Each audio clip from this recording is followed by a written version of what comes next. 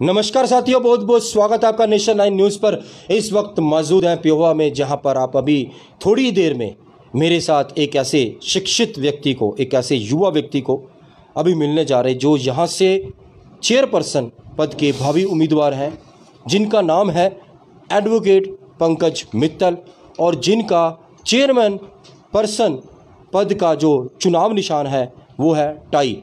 अभी कुछ ही क्षणों में हम उनसे आपको मिलवाने जा रहे हैं, पर उससे पहले एक चीज़ बता देते हैं कि एक ऐसा शिक्षित व्यक्ति जो समाज में बहुत कुछ करना चाहता है, बहुत ऐसे विकास कार्यों की योजनाएं हैं, बहुत सारे ऐसे उनके पास सिस्टम है जिससे वो पेहोवा की तस्वीर बदलना चाहते हैं। पर वो एक ही बात कहते हैं कि अगर जनता उनका साथ देगी तो वो पेहोवा के अंदर ऐसी जो कार्य हैं जो अब तक नहीं हुए, वो सारे कार्य पेहोवा में होंगे और पेहोवा का विकास को आगे की ओर लेके जाने के लिए कार्यरत होंगे। और अंतिम पायदान पर जो व्यक्ति खड़ा होगा उस तक योजनाओं का लाभ पहुंचेगा। एक ऐसे शख्स से अभी आपको मिलवाने जा रहे हैं। हमारे बीच में जुड़ चुके हैं एडवोकेट पंकज मित्तल। सबसे पहले तो एडवोकेट पंकज मित्तल का बहुत बहुत स्वागत करते हैं नेशन 9 न्यूज़। सर नमस्कार। नमस्कार सर। पंकज जी, मैं सबसे पहले आपसे ये जानना चाहूँगा कि आप थोड़ा सा अपने बारे में अच्छे से एक्सप्लेन करें। आप काफ़ी एजुकेटेड लोग आपको कहते हैं, उस कौन से ऐसे आपने एजुकेशन प्राप्त की है और इसके बारे में हम जानना चाहेंगे। सर मैंने 2007 के अंदर कुरुक्षेत्र यूनिवर्सिटी कैंपस से ग्रेजुएशन की परीक्षा पास की है। 2008 से लेके 2010 तक सीए इंटर और आईसीडब्ल्यू की है जी। और उसके बाद 2011 से लेके 2016 तक CA CS ICWA gap bright private limited centre director रहे हैं डिस्ट्रिक्ट कुरुक्षेत्र के अंदर जी। और 2017 से लेके 2019 तक एलएलबी की परीक्षा पास की है और उसके बाद साथ ही साथ प्रैक्टिस के अंदर रहे हैं। 2019 से लेके 2021 तक बार काउंसिल ऑफ इंडिया का एग्ज़ाम दिया है जिसकी प्रिपरेशन की है जी। और अभी 13 मार्च 2022 को हमने जुडिशरी का एग्ज़ाम दिया है उत्तराखंड का जी। पंकज मित्तल जी, एक मैं बात आपसे जानना चाहूँगा कि जो इस बार आप मैदान में उतरे हैं, आप चेयरपर्सन के लिए आपने दावेदारी की है, ऐसा इसके पीछे क्या कारण रहा कि आप मैदान में उतरे और आपको उतरना पड़ा? सर पेहोवा की काफ़ी समस्याएं हैं जिनका जो डेली रूटीन के अंदर हमें ऑफिसर जो काम नहीं कर रहे हैं उनके पास एप्लीकेशनें भी देके आम जनता आ रही है। उन जनता को काम कराने के लिए, जनता के काम करने के लिए हम मैदान के अंदर आए हैं ताकि हर एक छोटे से छोटे व्यक्ति का काम हो सके। हमने एक व्हाट्सएप नंबर भी अपना चालू किया है। अगर कोई भी समस्या आती है तो कोई भी व्यक्ति अपना चिट्ठी पे लिख के, अपने पत्र पे लिख के उसको कवर कर सकता है। और पेपर पे, पूरे पेपर पे उन्होंने अपनी एप्लीकेशन लिखनी है, साइड से पेपर को फाड़ के अपने पास रख लेना है। वो चिट्ठी भी हमारे ऑफिस में जमा करवा सकता है। लगभग 1 महीने के अंदर हम उसकी समस्या का समाधान करेंगे जी। पंकज जी, बात करते हैं आपके पेहोवा से जुड़े कुछ सवालों से रिलेटेड बात करूँगा। यहाँ पे है जी बटन, ये बंद कर दो आप। तो सबसे पहले मैं ये जानना चाहूँगा कि पेहोवा की अगर बात करें तो यहाँ पर बिना खर्चे और बिना पर्ची के कितने लोगों को बेनिफिट मिला है, कितने लोगों को नौकरियां मिली हैं? सर देखिए, नौकरी के बारे में मेरे को इतना अनुभव नहीं है कि कितने लोगों को नौकरियां मिली हैं, बट ये है कि जितनी भी मैक्सिमम नौकरियां मिली हैं, जैसे हम अगर शिक्षित को देखते हैं, 1-2 नंबर की वजह से उनको रोका जाता है। ऐसे डायरेक्टर ऑफ हायर एजुकेशन के अंदर भी कुछ चर्चा हुई थी कि जो भी इन्होंने कोई भी वैकेंसीज़ लगी हैं डायरेक्टर ऑफ हायर एजुकेशन की तरफ से, जितने लेक्चरर लगे हैं, जिनके नंबर हाई थे वो नहीं लगे और जिनके नंबर लो थे इंटरव्यू के अंदर उनको ज़्यादा नंबर दिए गए हैं।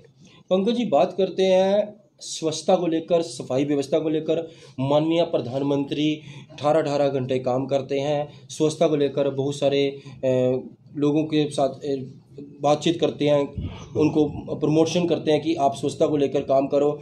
एक स्लोगन चलता है कि स्वच्छ मेरा गांव, स्वच्छ मेरा शहर, स्वच्छ मेरा देश, पर फिर भी स्वच्छता देखने को कहीं ना कहीं ढील बरतती जाती है।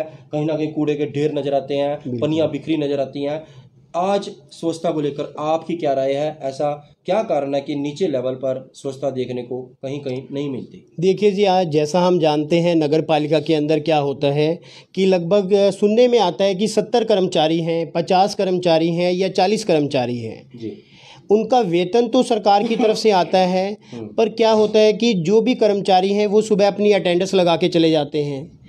सड़कें बहुत ज़्यादा ख़राब है। नवदीप मार्केट देखिए हमारी, और सुपर मार्केट है जो अभी सड़कें बन रही हैं, लगभग 3 महीने से सड़क बन रही है।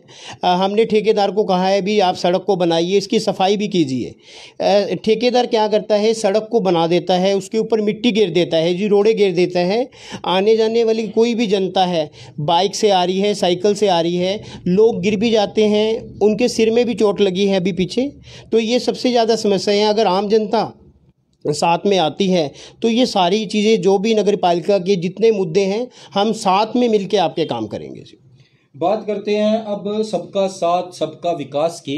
आपके पिहोवा के अंदर बात करें तो सबका साथ और सबका विकास कितने लोगों का हुआ है, और आप इस पर क्या कहना चाहेंगे, आपकी क्या राय है इस स्लोगन के ऊपर? सबका साथ सबका विकास में क्या लोगों का विकास हुआ है? क्या प्रॉपर लोगों को योजनाओं का लाभ मिला है पिहोवा में, सरकारी योजनाओं का? देखो, सरकारी योजना के अंदर क्या रहता है कि जो भी कॉन्ट्रैक्ट पे पर्सन रखे हुए हैं वो प्रॉपर काम नहीं करते, वो लोगों को चक्कर कटवाते हैं। नगर पालिका में अगर कोई भी चीज़ किसी को एनओसी लेनी है या नक्शे की लेनी है, अगर उनका नक्शा पास भी है तब भी नगर पालिका के पास प्रॉपर रिकॉर्ड नहीं है। अगर हमारे पास पर्चियाँ हैं, हम नगर पालिका को कहते हैं अपना रिकॉर्ड चेक कीजिए, तो वो अपने रिकॉर्ड से भी प्रॉपर ढंग से सही टाइम पे कम समय में भी वो पर्ची नहीं निकाल सकते। बात करते हैं अगर हम आपके साथ प्रधानमंत्री आवास योजना की। प्रधानमंत्री आवास योजना के तहत माननीय प्रधानमंत्री जी का एक सपना था कि 2022 के एंड तक हर एक ज़रूरतमंद आदमी, गरीब आदमी की जो छत, कच्ची छत होगी, उसको पक्का कर दिया जाएगा, उसको योजना का लाभ मिलेगा। पर आज कहीं ना कहीं बहुत सारे ऐसे लोग हैं, ज़रूरतमंद लोग हैं, जिनको आज इस योजना का लाभ नहीं मिल पाया है। इसके ऊपर आप क्या कहना चाहेंगे? देखो, हमारे पेहवा में एक रहन बसेरा था। जो भी ठंड के समय में रहन बसेरा में जो लोग रहते थे, तो वो रहन बसेरा भी आजकल क्या है, पुलिस डिपार्टमेंट को दिया गया है। उनकी बिल्डिंग एक बन रही है जिसके लिए कुछ टाइम के लिए उनको दिया गया है। तो सर्दियों के समय में और गर्मियों में समय में जिनके पास छत नहीं है उनको भी रहने में बहुत ज़्यादा दिक्कतें आ रही हैं। बात करते हैं अब आपकी जो आपने उम्मीदवारी की है चेयरपर्सन की।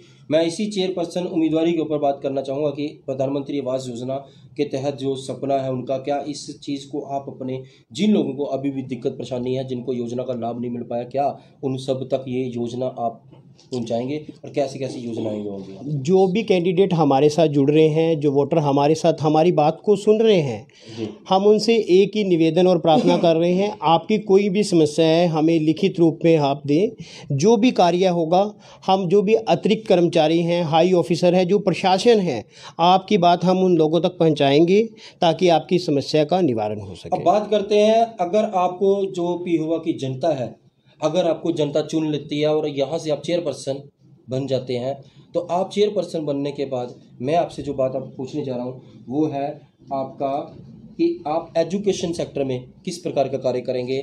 मेडिकल कॉलेज, एजुकेशन जो यूनिवर्सिटीज़ हैं, इसके ऊपर क्या कोई आपके पास योजना है कि अगर आपको ये मौका मिलता तो आप इस तरह का कुछ कार्य करेंगे? देखिए, अभी हम एजुकेशन से रिलेटेड बात बताते हैं।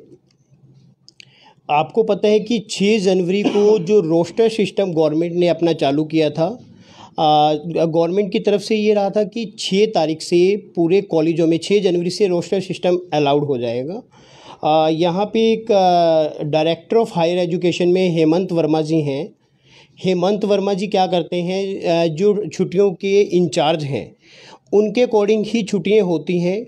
हमने उनको एक आरटीआई भेजी थी जो 10 तारीख को उनको अवेलेबल हुई थी। हमारी टीम ने, एडवोकेट्स की टीम ने कुछ आरटीआई उनके पास फॉरवर्ड की थी। उनसे पूछा था कि सर आपने अभी रोस्टर सिस्टम किस लिए अप्लाई नहीं किया पूरे राज्य में, तो उनका जवाब आया कि हमारे पास ऊपर से परमिशन नहीं है, जबकि उन्होंने अपने डिपार्टमेंट के अंदर 6 तारीख को रोस्टर सिस्टम लागू कर दिया था। जो हमारे पास पूर्ण तथ्य पड़े हुए हैं, हर एक का हमारे पास जवाब आया हुआ है जी।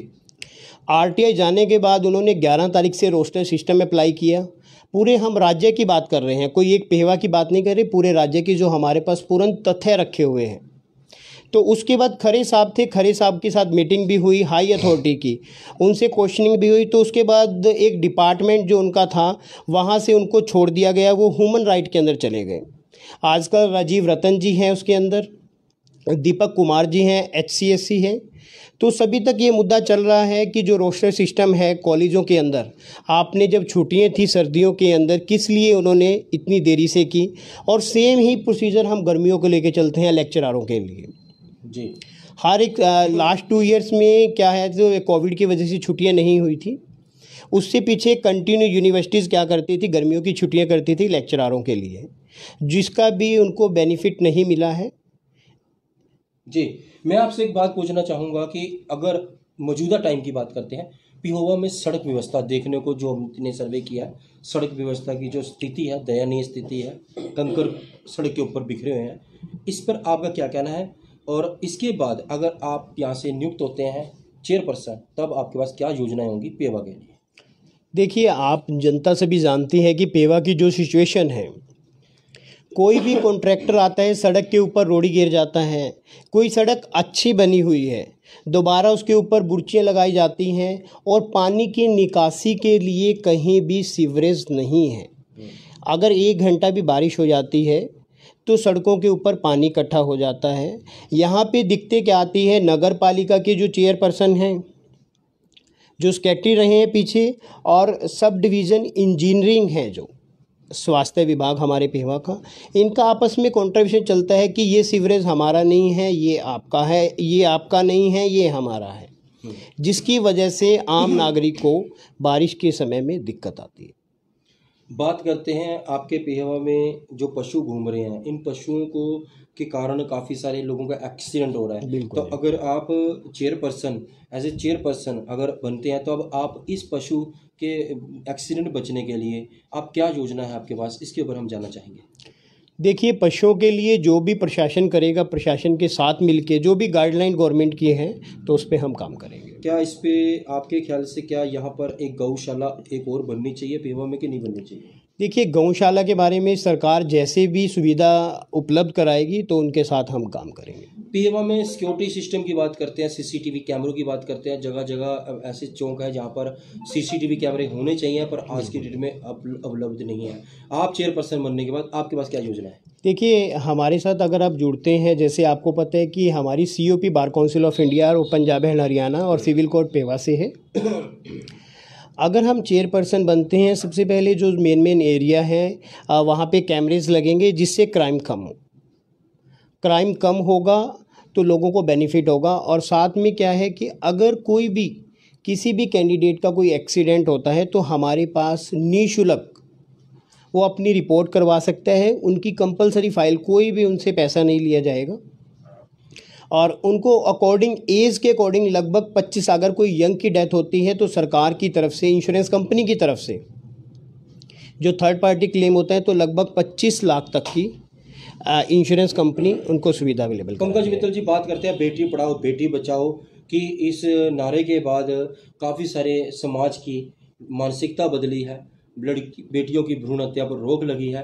पर अगर आपकी बात करते हैं, अगर आप चेयरपर्सन बनते हैं, तब बेटी पढ़ाओ और बेटी बचाओ के बारे में आपके पास क्या योजना होगी? आप किस प्रकार कार्य करेंगे बेटियों के लिए? आप क्या उनको बेनिफिट्स दिलाने की कोशिश करेंगे बेटियों के लिए? जी, पीछे हमारे पास एक एजुकेशन से रिलेटेड कुछ समस्याएं आई थी बच्चियों के लिए। जैसे कुछ बच्चियाँ बाहर से आके पेहवा के अंदर पढ़ रही हैं, तो स्कूल के अधिकारियों ने उनको एक बात बोली थी कि आप किसी म्युनिसिपल कॉरपोरेशन MC से लिखवा के लेके आइए कि आप 8 साल से पेहवा के अंदर रह रहे हैं। तो जब हम जाके BO से मिले तो हमने कहा कि सर ये क्या प्रॉब्लम है, कोई बच्चा बाहर से अगर नहीं लिखवा सकता है, कोई MC नहीं लिख के दे रहा है, इनकी जान पहचान अगर कम है तो ये कहाँ पे जाएंगे? तो हमारे मिलने के बाद उन्होंने स्पष्ट बोला कि सर ऐसी कोई प्रॉब्लम नहीं है। मैंने कहा सर बच्चों के हमारे पास लेटर आए हुए हैं, तो इनकी समस्या का समाधान कैसे करना है? तो तब जाके उन्होंने बच्चों को बोला, और जिनके एडमिशन नहीं हुए थे बच्चों के, तो वो एडमिशन हम करवा के आए। बात करते हैं मौजूदा सरकार के टाइम में 134A फार्म के बारे में बात करते हैं। 134A फार्म जो है, पहले इसको लॉन्च किया गया, फिर इसको वापस ले लिया गया, फिर दोबारा से इसको सिस्टम में डाल दिया गया। पर बहुत सारे ऐसे पेरेंट्स, बहुत सारे ऐसे अभिभावक हैं जिनको अपने बच्चों के लिए इस योजना का लाभ ही नहीं मिल पा रहा। इस पर आप क्या कहना चाहेंगे? देखिए, अगर कोई भी फार्म आपको मिला है, आप आरटीआई लगाइए और देखिए कि किस कमी की वजह से आपको लाभ नहीं मिल रहा। 30 दिन के अंदर आरटीआई का आपके पास जवाब आ जाता है। अगर कोई भी निम्न अधिकारी आपको जवाब नहीं देता तो आप उसकी एप्लीकेशन हमें भी दे सकते हैं और डायरेक्ट आप लोकायुक्त में भी लगा सकते हैं। बात करते हैं पेवा क्षेत्र की। आज नशे की बात मैं करने जा रहा हूँ। नशा, चिट्टा नशा, अफीम, गांजा, आज युवा पीढ़ी इसकी चपेट में जा रहा है। सरकार इस पे भरपूर कोशिश कर रही है इसको रोकने के लिए, पर नशा रुक नहीं पा रहा। इसके पीछे क्या कारण लगता है? आपकी क्या राय है? नशा क्यों नहीं रुक पा रहा? देखो, हम सरकार से, अधिकारियों से यही विनती करेंगे कि जो भी नशा बेच रहा है, आप अपने गुप्त सूत्रों से उनकी जांच लगा के पता कीजिए ताकि नशा कम हो सके। तो एज ए चेयरपर्सन बनने के बाद आप इस पर किस प्रकार के कार्य करेंगे? युवाओं को कैसे बचाएंगे इस नशे की चपेट से? देखो, हम युवाओं को समझा सकते हैं कि जो भी नशा आप कर रहे हैं वो आपके स्वास्थ्य के लिए हानिकारक है, और बाकी सरकार के सहयोग से हम नशा को कम करने के लिए काफ़ी प्रावधान करेंगे। तो पंकज जी, नगर पालिका की पोजीशन के बारे में जानना चाहूँगा। नगर पालिका मौजूदा टाइम में किस प्रकार का कार्य कर रही है? कोई दिक्कत परेशानी है, या जब आप चेयरपर्सन बनेंगे आप किस प्रकार का नगर पालिका से शहर को बेनिफिट्स दिलवाएंगे? देखिए, सबसे पहले तो जितने भी पेवा में नगर पालिका से जिसने भी फॉर्म भरा है, कोई म्यूनसिपल कमेटी का भरा है या चेयरमैन का भरा है, तो ज़्यादातर लोगों को एनओसी लेते हुए प्रॉब्लम आई है। लगभग 7 या 8 चक्कर काटने पड़ते हैं। कभी फॉर्म वहाँ जाता है, कभी उधर जाता है, कभी उस एक पर्सन के पास जाता है, पर्सन 2 के पास जाता है, कभी इस्माइलाबाद ऑफिसर बैठे होते हैं। इसकी कंप्लेंट्स हमने एसडीएम सर से भी बोला था कि सर लास्ट टाइम में बहुत प्रॉब्लम आ रही है कि कोई भी फॉर्म है एनओसी लेते हुए बहुत ज़्यादा दिक्कतें आई हैं। ये मैं नहीं जानता, आप जो म्यूनसिपल कॉरपोरेशन के अंदर जिन्होंने अपने फॉर्म भरे हैं उनसे भी आप एक एक कैंडिडेट से पूछ सकते हैं कि उनको क्या दिक्कतें आई हैं। चलिए, अब हम बात करते हैं आपकी उम्मीदवारी को लेकर। चेयरपर्सन अगर आप बनते हैं, जो आपने अभी काम बताया कि आप इन चीज़ों पे काम करेंगे, इसके अलावा भी कुछ आप कहना चाहते हैं दर्शकों को? लाइव जो पिहोवा के लोग देख रहे हैं आपको, कि आप कुछ और भी आपके पास ऐसी कोई योजना है जो रह गई है जो आप बताना चाहेंगे युवाओं के लिए, बेटियों के लिए, पार्कों से रिलेटेड, खेल कूद से रिलेटेड, ऐसी कोई भी योजना की? नॉर्मल क्या है कि जैसे आप जानते हैं कि हम एडवोकेट का काम करते हैं, और कोई भी अगर किसी भी प्रकार की आपको कहीं भी पूरे राज्य में दिक्कत आती है, किसी भी सलाह के लिए आप हमसे मिल सकते हैं। अगर कोई भी ऑफिसर आपको तंग कर रहा है, किसी चीज़ को कोई डॉक्यूमेंट्स नहीं देता, जैसे जन्म प्रमाण पत्र हो गए, और पेंशन के लिए ज़्यादातर दिक्कत आती है कि हमारी पेंशन नहीं लग रही, हमारे पास जन्म प्रमाण पत्र नहीं है, तो बहुत ही आसानी से पुराने से पुराना कागज़ भी आपका पूरे राज्य में से और पूरे भारत से 30 दिन के अंदर निकल जाता है।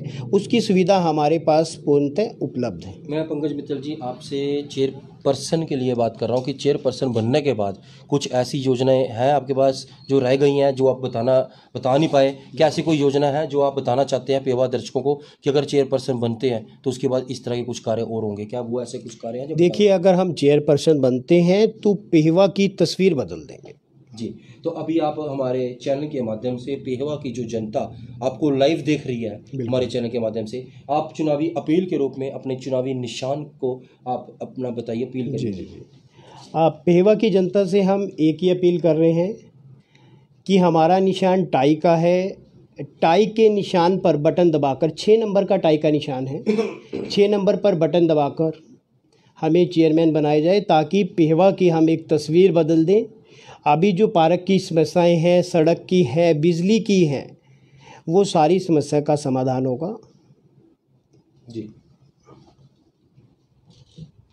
तो पंकज मित्तल के विचार सुने आपने, जो यहाँ से जिनका कहना है कि अगर जनता साथ देगी तो पेहवा को मैं गति उसकी विकास कार्यों की तरफ बढ़ाऊंगा।